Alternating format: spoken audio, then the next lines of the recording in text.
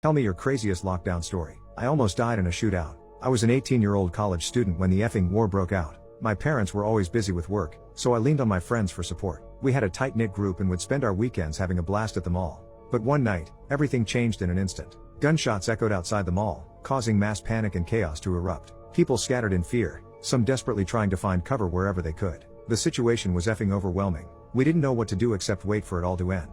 To our horror, armed men in black uniforms stormed into the mall, shouting orders and herding everyone like cattle. Fear filled the air as we wondered why they were after us. It felt like a goddamn nightmare unfolding right before our eyes. Suddenly, individuals in white lab coats appeared and started dragging terrified teenagers towards an ambulance waiting outside the mall. Desperate cries and pleas filled the air, but these masked mother effers showed no mercy whatsoever.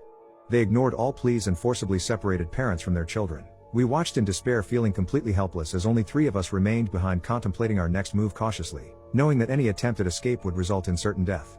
Our phones were confiscated, leaving us cut off from any communication with the outside world. It felt like there was no way out of this shitstorm. Time passed by slowly as more young adults accompanied by policemen entered into the mall. They gave detailed instructions on how we should behave during our stay here. My 2 friends and I listened attentively, aware of what would happen if we disobeyed their orders. Despite feeling scared shitless about this whole ordeal, we held on to hope that this nightmare would come to an end eventually, supporting each other silently, reassuring ourselves that together we'd make it through this hellish situation alive.